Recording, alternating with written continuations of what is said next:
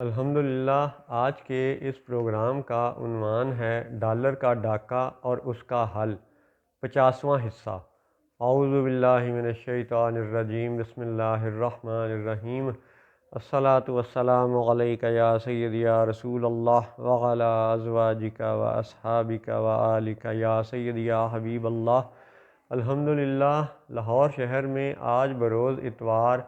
18 رمضان المبارک 1444 ہجری اور 9 اپریل 2023 عیسوی کا دن ہے۔ ڈاکے کے عنوان پر جاری ان پروگراموں میں آج انشاءاللہ ہم اس بات کو سامعین کے سامنے پیش کریں گے کہ انکل سیم یعنی امریکی حکومت خود ہی کوئی قانون بناتے ہیں اور پھر اس کی اپنی من مرضی کی تعویل گھڑ لیتے ہیں اور پھر اپنا بندوق، جہاز، لاؤ لشکر، اسلحہ اٹھا کر کے تو کسی بھی ملک پر چڑھ دوڑتے ہیں، اور کبھی چین پر، کبھی روس پر، کبھی عراق پر، کبھی شام پر، کبھی ویتنام پر، کبھی لاؤس پر، جہاں جہاں ان کا دل کرتا ہے وہ اپنے اسلحے کو یوز کرتے ہوئے، اپنی فوجی طاقت کو استعمال کرتے ہوئے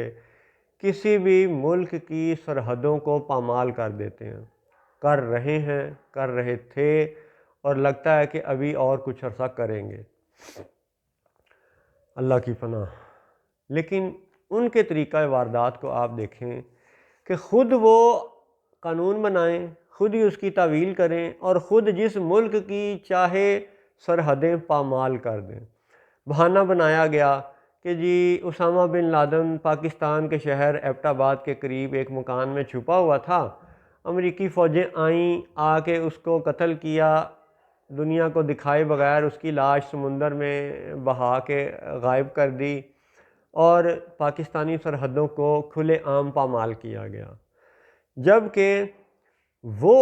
القاعدہ والے جنہوں نے باقاعدہ قطر جیسے ملک میں، جس میں کہ سب سے بڑی امریکی فوج کی انسٹالیشن ہے خطہ عرب میں، وہاں پہ القاعدہ والوں نے باقاعدہ اپنے ہیڈ کوارٹر بنائے، بڑی بڑی عمارات تعمیر کی،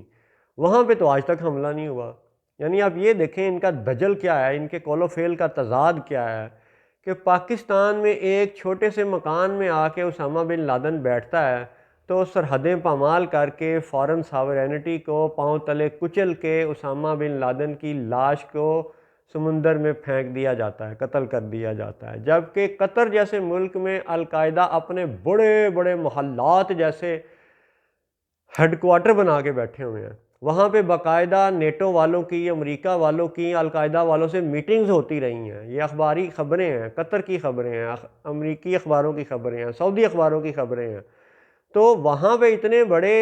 گھر، محلات جیسے ہیڈ کوارٹر بنائے القاعدہ نے، وہاں پہ تو کوئی حملہ نہیں ہوا۔ اس کا مطلب ہے کہ سرحدوں کی یہ فارن ساورینٹی کی یہ جو ایک کہہ لیں کہ دجل کی کیفیت ہے، یہ صرف نام نہاد کٹھ پتلی حکمرانوں کے سروں پہ مسلط کی گئی ہے۔ مثلا سعودی حکمران دیکھ لیں، پاکستانی حکمران دیکھ لیں، وہ ہمیشہ سرحدوں کی حفاظت کی بات کرتے ہیں، یہ نہیں سوچتے کہ وہاں پہ فلسطین پر، مسلمانوں پر، عیسائیوں پر وہ صہیونی کیا ظلم و ستم کر رہے ہیں۔ حتیٰ کہ یہ بھی خبریں ہیں کہ وہاں کے اچھے شریف النسل یہودیوں پر بھی یہ صہیونی ظلم کر رہے ہیں، ان کو مارتے ہیں، پیٹتے ہیں، ان کے جلسے جلوسوں کی میڈیا پر کوریج نہیں ہونے دیتے۔ اور ان کا کیا کہنا ہے، جو شریف النسل یہودی ہیں، ان کا یہ کہنا ہے کہ بھائی مسیحا تو ابھی تک آیا ہی کوئی نہیں، تو تم کون سی ریاست پہلے بنا کے بیٹھ گئے ہو؟ یعنی مسیحا آئے گا تو ریاست دلوائے گا، جبکہ تم وہ صہیونی ہو، موجودہ صہیونی، کہ جنہوں نے مسیحا کے آنے سے پہلے ہی ریاست بنا لی ہے۔ لہٰذا ان کی اس سچی بات پر ان سچے یہودیوں کو بھی صہیونی مارتے ہیں، پیٹتے ہیں۔ اور ہمارے جو سعودی حکمران اور پاکستانی حکمران یہ صرف اپنی سرحدوں کی حفاظت کی بات کرتے ہیں، یہ نہیں سوچتے کہ فلسطین پر وہ صہیونی کس طرح ظلم کر رہے ہیں، کس طرح قبلہ اول پر حملے ہو رہے ہیں، پتھراؤ کیا جا رہا ہے، مسلمانوں کو قتل کیا جا رہا ہے، سر عام گولیاں ماری جا رہی ہیں، عزتیں پامال کی جا رہی ہیں، اور پچھلے 70 80 90 سال سے کی جا رہی ہیں۔ خدا نہ خواستہ آج کوئی کافر اٹھ کے تو خانہ کعبہ پہ پتھراؤ کرے اور محمد بن سلمان کے بیٹے کو جا کے ایک بیٹے کو قتل کر دے، یا ان کے گھرانے کے ایک فرد کو قتل کر دے، تو پھر سعودی عرب کو ہوش آئے گی، تب وہ جاگے گا۔ اب جب فلسطین کے مسلمان قتل ہو رہے ہیں تو اب سارے حکمران ملکی سرحدوں اور فارن ساورینٹی اور وطن پرستی کے بت پرستی میں اس دجل میں مبتلا ہیں، اور دعویٰ ان کا یہ ہے کہ یہ قرآن کو سب سے زیادہ سمجھنے والے ہیں۔ اللہ اکبر! ان سے یہ پوچھا جائے کہ قرآن پاک میں، حدیث پاک میں غزوہ بدر کے جو واقعات جیسے جیسے بھی جن جن آیات میں بھی بیان ہوئے ہیں، کیا غزوہ بدر صرف مدینہ کی سرحدوں کے اندر لڑا گیا تھا؟ غزوہ بدر کی اہمیت یہ ہے کہ پہلی صدی سے آج تک بدری صحابیوں کا ہمیشہ ایک منفرد اور ممتاز مقام شمار کیا جاتا ہے،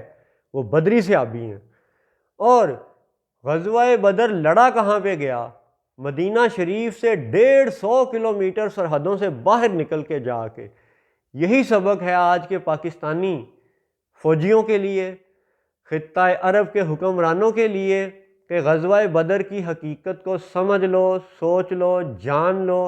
اس کی تم سے بروز محشر پوچھ ہوگی کہ جب غزوہ بدر میں فوجیں مدینہ کی سرحدوں سے باہر جا کے لڑتی ہیں اور منفرد مقام پاتی ہیں، تو تم جا کے فلسطین کیوں نہیں مسلمانوں کا حفاظت اور دفاع کر سکتے؟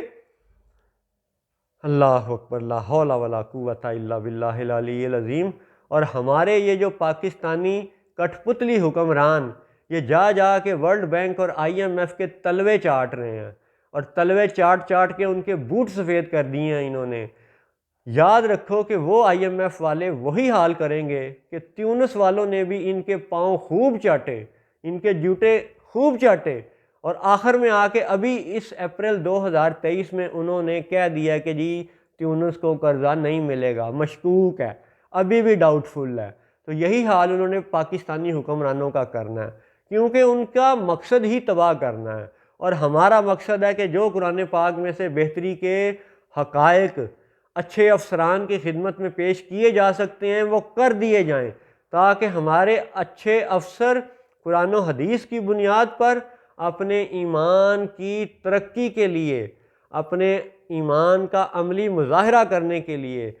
ان حقائق سے فائدہ اٹھا لیں، نفع لے لیں، دنیا سے جنت کما کر نکلیں۔ اور یاد رکھیں کہ غزوہ بدر میں فارن سیورینٹی، سرحدوں کا تصور کوئی نہیں تھا، 150 کلومیٹر باہر جا کے صحابہ نے جنگ لڑی تھی۔ تو آج فلسطینی مسلمان بھی غزوہ بدر کے تحت مسلمان فوجوں کے انتظار میں ہیں کہ وہ اپنی اپنی سرحدوں سے نکلیں اور غزوہ بدر کا حقیقی حق ادا کریں۔ اور یہ جو ہمارے حکمران IMF کے جا کے تلوے چاٹ رہے ہیں، ان کے لیے بھی اور سب اچھے افسران کے لیے بھی یہ سبق ہے، جا کے میٹنگ میں بات کریں کہ بھائی تم IMF والو، تم امریکہ والو، تم یورپ والو، تم نیٹو والو، تم ہمارا مال تجارت تو وصول کر لیتے ہو، خواہ وہ فٹ بال ہے، خواہ وہ کھیلوں کا سامان ہے، خواہ وہ سرجری کا سامان ہے، خواہ وہ کپڑا ہے، خواہ وہ پینٹیں ہیں، خواہ وہ شرٹیں ہیں، یعنی مال تو وصول کر لیتے ہو، مال ہمارا تمہارے لیے قابل قبول ہے، تو ہماری کرنسی قابل قبول کیوں نہیں، اور 1:1 پیرٹی پہ قبول کیوں نہیں؟